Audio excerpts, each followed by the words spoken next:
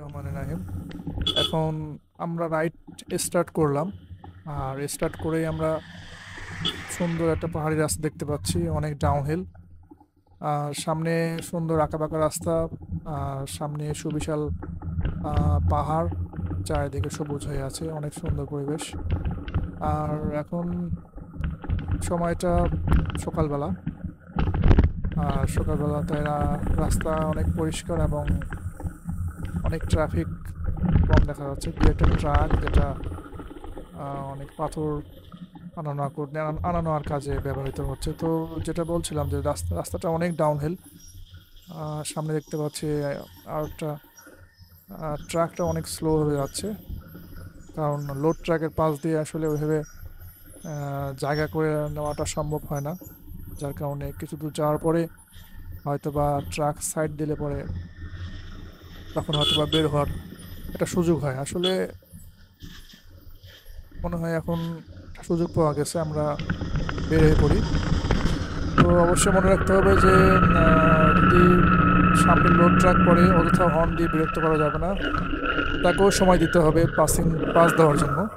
আর তার সুবিধা অনুযায়ী আমাদেরকে, সে যদি সাইড দিতে চায়, সো সাইড দিয়ে বের হয়ে আসলাম যেভাবে আমরা সেভাবে বের হয়ে গেলাম।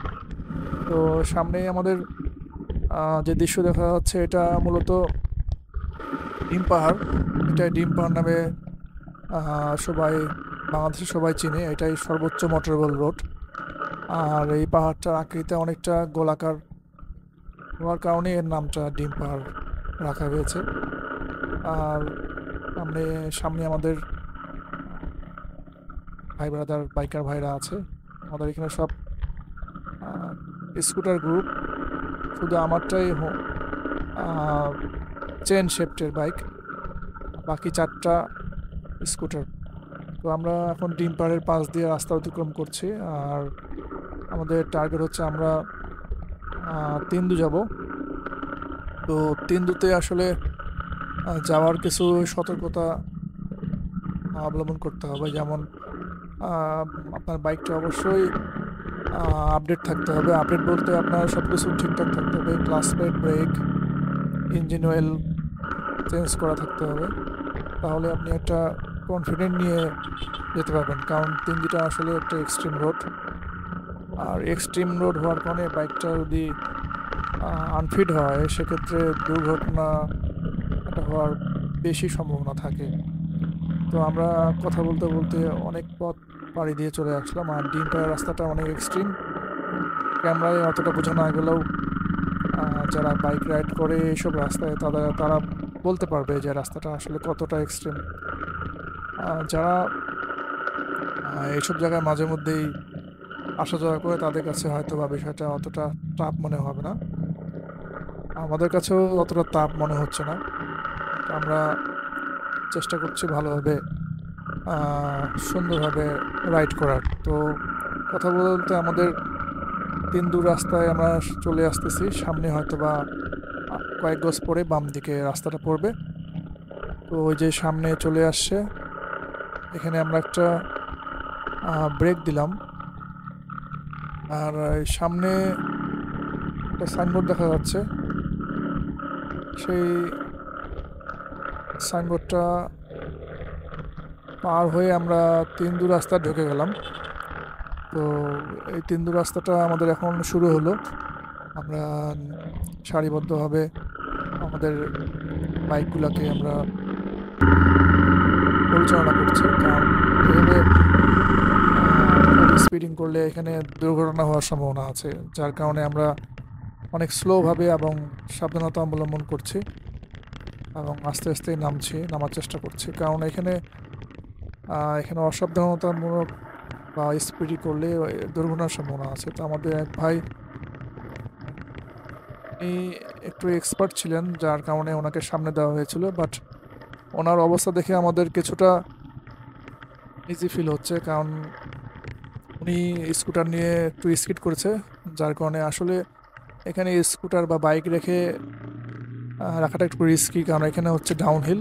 এখানে বাইক রাখতে গেলে আপনাকে গিয়ারে রাখতে হবে।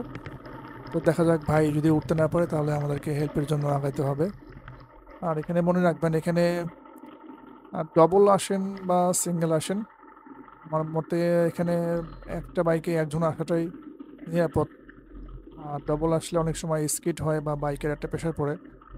তো যাই হোক, ভাই অনেক চেষ্টা করতেছে, আমরা বাইকগুলো সব বন্ধ করলাম।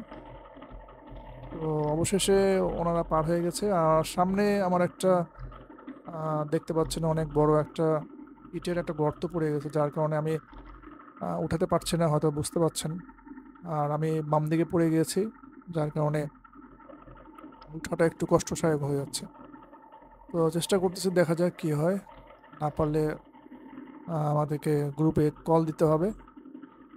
তো আসলে ডান দিক দিয়ে উঠানোর চেষ্টা করতেছি, আসলে গর্তটা বন্ধ এমনভাবে পড়ে গিয়েছি। উফ ও, হলো না। শেষমেশ বাইকটা আমার স্কিড করলো। তো যাই হোক, আলহামদুলিল্লাহ আমি বড় কোনো ক্ষতির সম্মুখীন হইনি। জাস্ট পিছনে সামনে ব্রেকটা করাতে আমাদের চাকাটা স্কিড করে আমি বাম দিকে বাইকটাকে ছেড়ে দিই।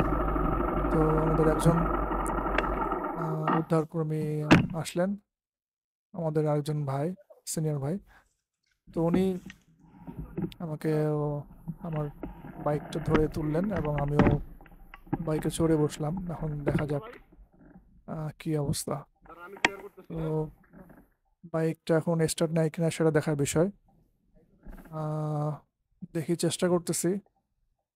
তো এখন দেখি, চেষ্টা করা যাক উঠা যাচ্ছে কিনা।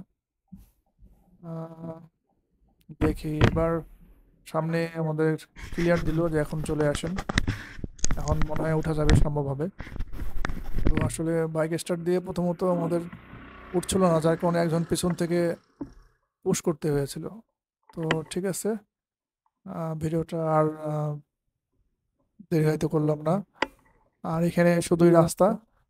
নেক্সট ভিডিওতে আমরা তিন্দু যাওয়ার যে তিন্দু নদীটা আছে সেটা পরবর্তী ভিডিও দেখাবো। ধন্যবাদ।